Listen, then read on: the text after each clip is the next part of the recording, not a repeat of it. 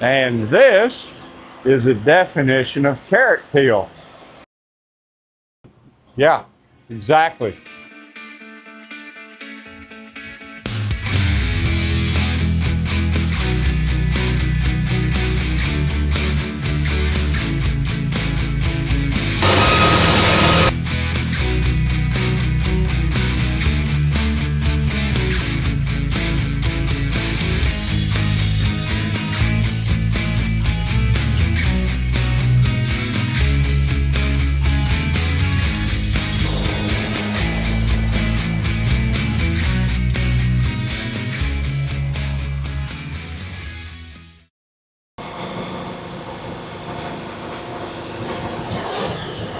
Making some 8-quarter today. Switch into pattern mode. 2.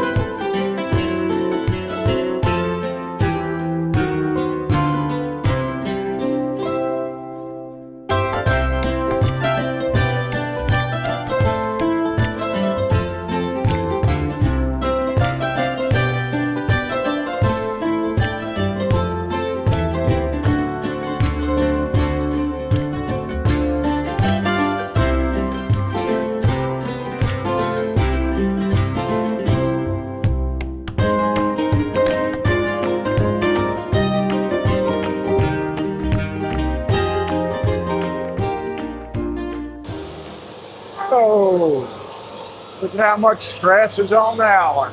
That ain't gonna work. We're gonna have to make an adjustment. I gotta rotate. All right, let's put this new one in. Yeah, I know I should probably wear gloves doing this, and this thing is sharp, but put a little tension on it.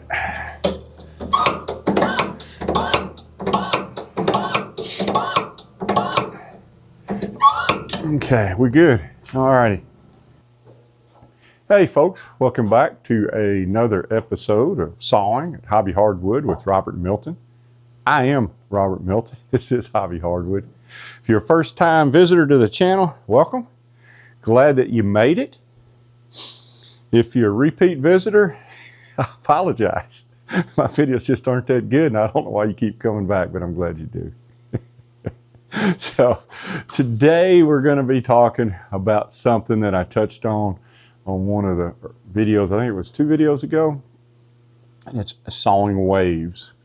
And on that particular video, I said there's 2 reasons for a sawmiller to saw waves. One is a mechanical issue with the band, the machine, the blade, the speed, something.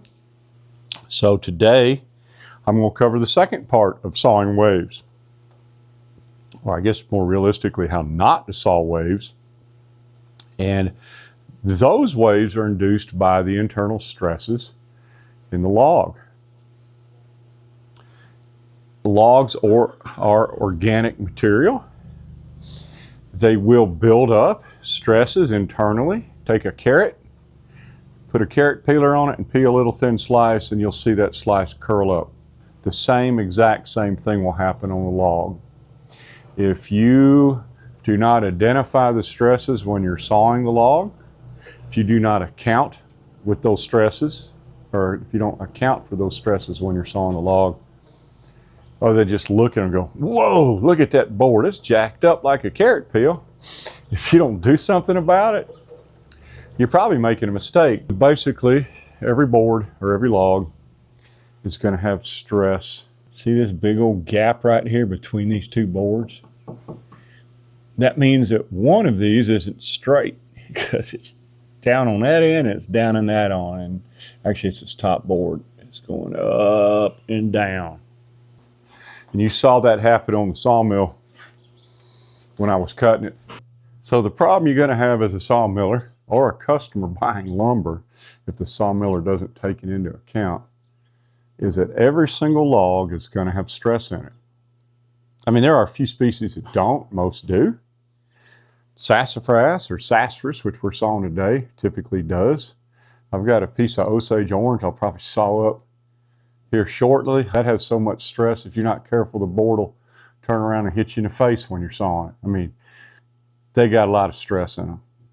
But sassafras or sassafras has a lot of stress. So it's a good time to talk about how to compensate for stress in a board or a log, if at all possible. And I'll show it here in just a second, but the key thing is typically a log is going to have stress in one plane or the other plane. Think of a log cut into a cant as a rectangle with 4 faces. Typically that log, if you rotate those faces correctly when you're doing the initial opening of the log, you can try to orient the log to put the stress either where the board's going to bow up, which is what you do for framing lumber because that keeps the side straight, or you orient it so that it curves to the side but won't bow up, which is what you do for high-grade furniture lumber, because people want flat boards when they buy furniture lumber, but they want flat walls when they're buying dimensional lumber, because if the edges of the boards are flat, even if the boards are bowed out, when they put sheetrock or roofing or sheathing on top of it, it's still going to be flat. It doesn't really matter if the boards have a curve to them one way or the other. Like in this barn roof, the boards curve, the roof is flat. So the worst thing you can do, or the worst thing that can happen, is that you don't identify the stress right off the bat, and then you put the stress in a corner. And what will happen is not only will the board try to bow up, it'll try to go out. And the reality is when you put that stress in a corner, that board's going to twist. It's going to have stress in both planes. That's a dead board. You can't really use it for framing lumber, and you can't really use it for furniture lumber. Basically, you screwed up, or basically you screwed up. I don't know how else to say it. You really try everything you can do to identify the stress right off the bat. Figure out what your purpose for that lumber is, whether it's going to be dimensional for framing or structural, or if it's going to be high-grade furniture, and then put the stress in the plane that gives you the most value for your product. The nomenclature I'm going to use is bow, is when a board bows up, kind of like a bow, you know, it bows back. And curve is going to be where the edges of the board kind of wiggle like a snake. Since I do high-grade furniture lumber, I don't mind if my boards wiggle like a snake, because I've got an edger. I can clean those edges off real quick. If the board has face bow in it, nobody wants to build a table that jacks up like a carrot peel. The bad news is I only have 2 more logs of this whack of sass to saw, so I'm hoping I'll get some good logs to illustrate this to you. If not, this is a dead video, and I'm going to hit the delete key when I get back to the house. And so I hope I get some stress in this board. I mean, how many times do you hear a sawmiller say, I hope my logs have a lot of stress in it? Well, let's find out. So let me go get another log, and let's chuck it up, and let's start wailing on it, and we'll talk it through. Y'all, hang on just a minute. All righty, this is going to be a fun one. We know this log's going to have stress in it because if you stand way back here, what it's looking like, it's a double barrel. It's got 2 hearts. This is going to be a tricky one. Normally, the vertical line here indicates the stress is going this way and that way. That's because it's trying to separate.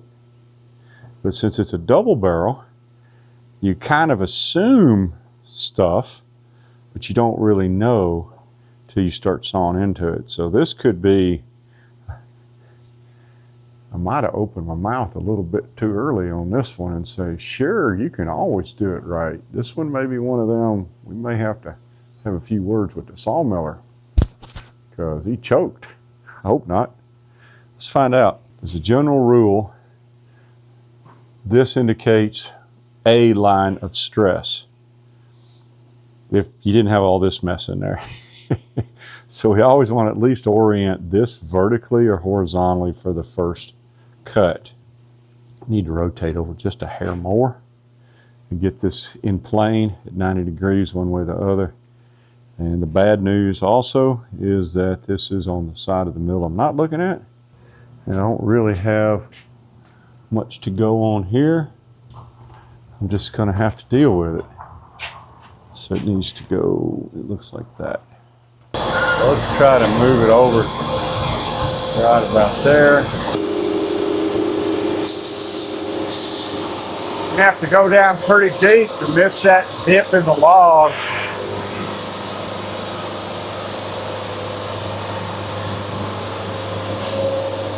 There we go. That one's laying pretty flat. I might have got lucky.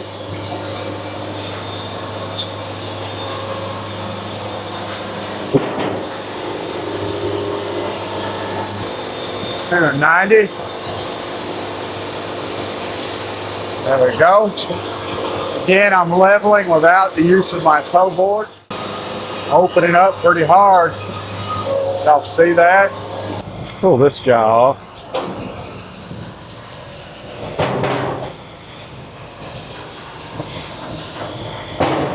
Now let's see what we got on the other side.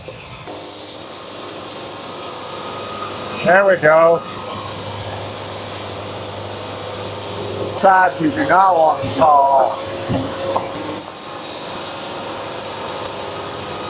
This side is laying pretty flat. See that? That's what we're looking for.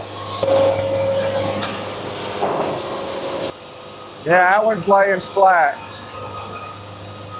Wow. See that? I mean, that's a good bit. 1/4 inch, 3/8 of an inch. But yet look how flat it's laying down. So in this case, we were able to identify the stress. We put it in this direction. So these boards will have a little bit of a curve that I can edge out. But for high grade furniture lumber, these boards are laying flat off the mill and they're going to stay flat. So what's my next cut? Am I going to take this? Of course not. Hopefully the stress is correct in this direction. I'm going to do a 180 and I'm going to take another cut right here. At some point I'm going to be left with this, and I'm just going to have to take those narrower stressed boards there because I really don't want to saw through the pith if I can help it. Anyway, let's go get another log. This next log is going to be an Osage orange hedge apple. These logs have stress. I may be wrong. Looking at the grain, I don't think I am, but I'm expecting this log to, as I'm cutting the boards, to turn around and try to slap me. I should be able to saw flat mechanically as far as the sawmill and the band is concerned. I think they're going to bow. If I'm lucky, I may be able to isolate it at least in one direction, which means the other ones are going to curve. So I'm actually kind of excited to see this, and this will be fun. I'm also going to try to demonstrate, and it may not work, that you can saw incredibly hard wood. I mean, this stuff's hard. With a standard saw blade, you don't have to get all the fancy schmancy stuff out there. I'm going to be using the same saw blade that I'm using for that sassafras. It'll be basically a Wood Miser silver tip. I'm going to try to do two things. First off, I'm going to try to saw flat with no waves. Remember that other video? No mechanical waves. We'll see. And second, I'm going to try to isolate the stress and end up with as flat as possible boards as far as stress-induced bow or curve. And in this case, I really definitely want to get it in the curve direction. All right, let's see what we got here.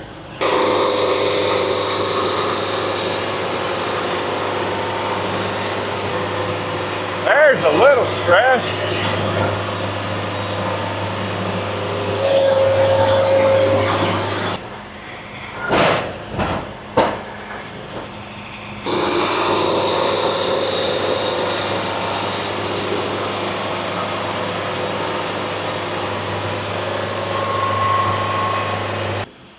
And this is a definition of carrot peel.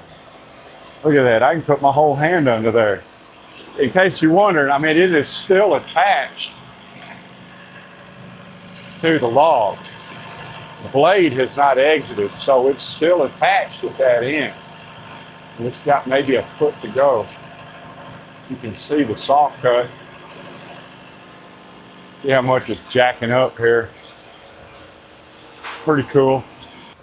All right, let's take a look at this one.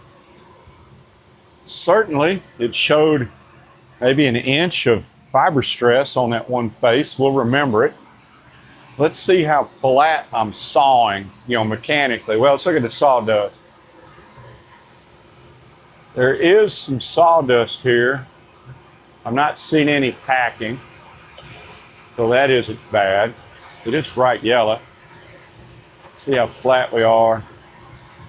I mean, even going through that knot, you can see the sawmill's cutting flat.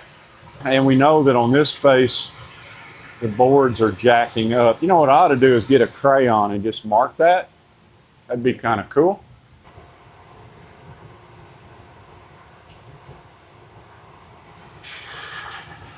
Just because. And let's try the other faces.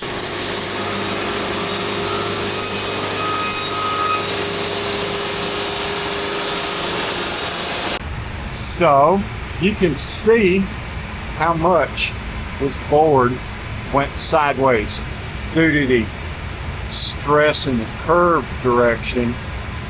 So again, this board didn't bow up, it went that way. So this face is a happy face. This one's a frown. This one's happy. Don't ever let me have a Sharpie. I am gonna draw on the logs. Alrighty, now, in case you wondered why I flipped it and didn't take another cut, is I'm still holding a reserve of, I want to get boards from maybe this face that's flat, and in order to try to maximize that opportunity, remember this is the pith, this is the core of the log, and I need to keep that balanced or there's no way these boards will come off flat. So I definitely need to take one, maybe two more boards and then evaluate, and that will put this basically in the center of the camp. You got to have a balanced pith if you're going to have any chance of having straight lumber. Either way, I know I got at least one, maybe two more on this face. So let's get them.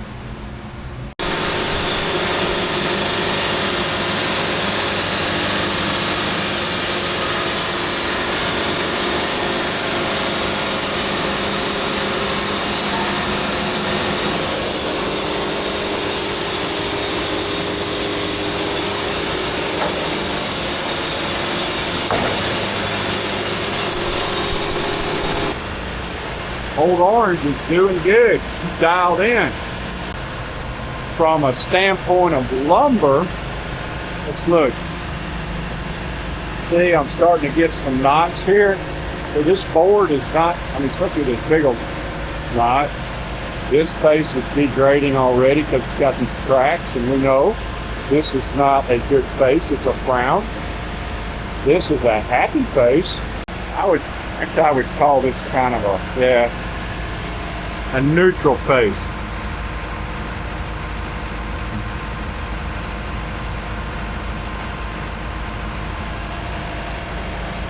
This side face was highly stressed. Let's see if this one is. Let's see how deep those cracks go into it.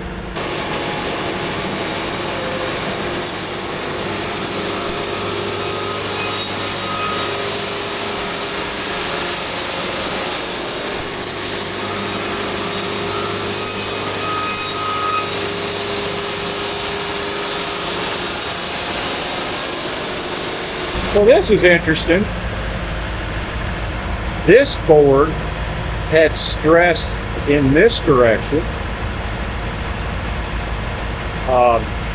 which is good because you could see how much stress it had where it actually caused the board to slide out. And I've shown you that on videos before, including this one. What's interesting is look at this side. This board has stress in that direction.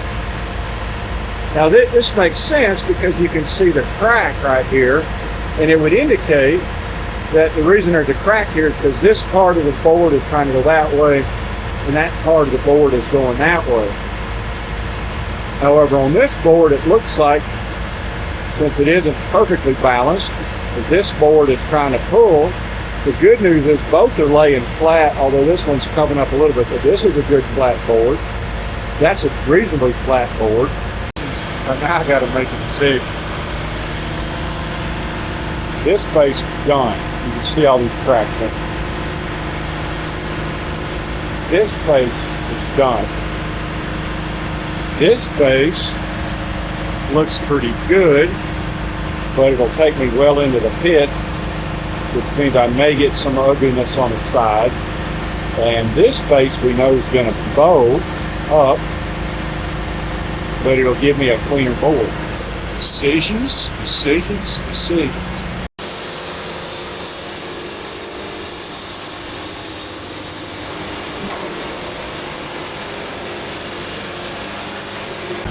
This one turned out to be a pretty good board. It's been a little stress pulling it up. I mean, it's osage, but it's not much.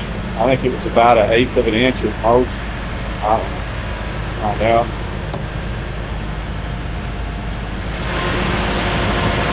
Yeah, I'd say about 1/8. Kind of screwed. That face was bad. That face was bad. Really not seeing anything that's worthwhile. I proved two things. Number one, a standard steel band with a properly set up mill can cut flat as a pancake through hard as a rock wood. I mean, osage is hard. The other thing I proved is that when you think a log's gonna act funny, it's gonna act funny. But it actually yielded a pretty nice amount of mostly flat wood. I've got one or two notable exceptions, but you know, most of it's pretty flat. And certainly mechanically it's flat. There's no waves in it. The flatness comes from the stress that's inherently in the log to begin with. So I was able to manipulate some of that, not all of it, but it shows that even sometimes there's just logs you can't get all the stress out of it because, I don't know, maybe they just watch too much news. In my experience, that osage is one of the most highly stressed species out there. Anyway, this was fun for me. I'm going to be kind of a longer video because I'm going through the sass and the osage, but I hope y'all enjoyed it, and we will see y'all next week. Thanks for visiting our sawmill. Click on the links above to see more of our videos.